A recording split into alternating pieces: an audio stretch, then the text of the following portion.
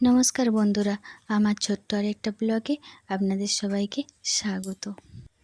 জানেন আজকে ঘুম থেকে উঠতে অনেক লেট হয়ে গেছিলো, মিনিমাম তো 7:30 বেজে গিয়েছিলো। বৃষ্টির জন্য বোঝাই যাচ্ছিল না। এদিকে কিচেনে চলে আসলাম, আর এদিকে কিচেনে কিন্তু নাস্তার জন্য সব কিছু রেডি করেই নিয়েছি এবং ঘুগনিটা বসানো হয়ে গেছে সিদ্ধ করতে। এদিকে বাবা ফুল তুলে নিয়েছে। সকালবেলায় বাবার এই কাজটা থাকে, বাবা প্রত্যেক দিন ফুল তুলে নিয়ে আসে গাছে। এখানে সমস্ত রকম ফুল গাছ আছে। এদিকে আমি ঘুগনিটা করে নিলাম। ঘুগনিটা কিন্তু আজকে অন্যরকম হয়েছে, সব কিছু আছে, মিক্স আছে, লাউ, আলু, ছোলা সব কিছু আছে, মুসুর আছে। অনেক সুন্দর হয়, কিন্তু অনেক সুন্দর লাগে কিন্তু এটা খেতে। আমার শাশুড়িমাই শিখিয়েছে এরভাবে বানাতে। একদিন এরকমভাবেই বানানো হয়। তোমরা কি কখনো এরকমভাবে বানিয়েছো? যাই হোক, এদিকে আমি ঘুম থেকে তুলতে চলে এসেছি। বলছি ওঠো, অনেক বেলা হয়ে গেছে। ও তো বলছে আর একটু ঘুমাতে দাও। উঠতেই চাইছে না, অনেকক্ষণ ধরে ওকে তোলার চেষ্টা করছিলাম। তো যাই হোক, ও কিন্তু শেষ মুহূর্তে কিন্তু উঠলোই না। ও বলছে আমাকে আর একটু ঘুমোতে দাও। তখন ঠিক আছে, তুমি ঘুমো, আর তোমাকে আর ডিস্টার্ব করবো না, যখন পারি উঠবে। এই বলে চলে আসলাম কিচেনের দিকে। তারপর দেখি আমাদের পুচকিটা ঘুম থেকে উঠে গেছে। মা আমাকে কোলে নিয়ে আসছে। পাশের বাড়ির আন্টি কি নিয়ে আসছে দেখো। আন্টি আজকে ধুসকা বানিয়েছে, ওগুলোই নিয়ে এসছে। আমরা একদিন ইডলি দিয়েছিলাম, আর তো ওই থালাবাটিটি আবার ধুসকা নিয়ে এসছে, কারণ ওরা খালি কোনো জিনিস ফেরত দেয় না। দিয়ে পুচকিকে কোলে নিচ্ছে, দিয়ে বলছে আমি পুচকিকে নিয়ে চলে আসি, আর পুচকিকে বলছে টাটা করে দাঁড়ে। পুচকি ঘুম থেকে সে উঠেছে, ওই জন্য কান্নাকাটি করতে শুরু করে দিয়েছে।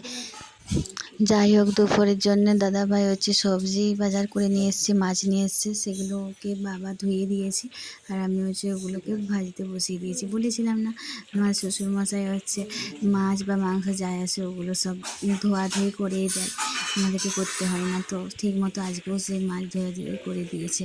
আর আমিও এদিকে মাছ ভাজতে বসিয়ে দিয়েছি, আর ভাতটাও চাপিয়ে দিয়েছি। দিয়ে মাছগুলো ভেজে নিয়ে তাড়াতাড়ি ঝটপট রান্নাটা সেরে নেব। বৃষ্টির দিনে গরম গরম মাছ ভাজা খেতে খুব ভালো লাগে গরম ভাতের সাথে। তোমাদের কেমন লাগে বলো বন্ধুরা? আমার তো অনেক ভালো লাগে। যাই হোক, মাছগুলো কিন্তু ভাজা হয়েই এসেছে প্রায়, আর কিন্তু মাছের মাথাটা আর নেজাগুলো ভাজা হচ্ছে, ওগুলো হলেই হয়ে যাবে। এদিকে পটল আলু ভাজা হবে, তাহলেই হবে। এদিকে পটলের ভাজাটাও বসিয়ে দিলাম, মাছ ভাজাও হয়ে গেছে। দিয়ে এদিকে মাছটা রান্না করার জন্য পেঁয়াজ টেঁয়াজ এগুলো সব রেডি করে নিচ্ছিলাম, কেটে নিচ্ছিলাম, দিয়ে তারপরে মাছটা রান্না করে নেব। এদিকে দিদিভাইকে বলছি তুমি একটু ভিডিওটা, আমার ফোনটা একটু ধরে দাও তো। দিয়ে দিদিভাই এটা ধরে দিল, এখানে ভিডিওটা। তারপরে আমি রান্নাটা করে নিলাম এক হাতে মোবাইল ধরে। এদিকে মাছের রান্নাটা আমি করে নিলাম। আমি কিন্তু খুব একটা এডিট করতেও জানি না, এবং কিভাবে ব্লগ ভিডিও বানাই খুব একটা আমার কিন্তু আইডিয়া নেই। যা কিছু শিখেছি মোবাইল দেখে দেখে, ফোনে ব্লগ ভিডিও দেখে দেখে শেখা।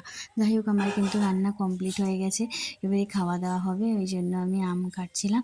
আর আমাদের পুচকিটা দেখো বসেছে, ওর কাকা আম নিয়ে এসছে, আর ও কী করছে দেখো, আমগুলো ধরছে নেবার জন্যে। দিয়ে আমি কেটে কেটে রাখছি, আর ও এক খাদি নিয়েছে মুখে দিয়ে করে ও খাবার জন্য। দেখো না কী করছে, কেটে নিয়ে ও তো ওটা খাবে না, কিন্তু খেলার জন্যই নিয়েছে।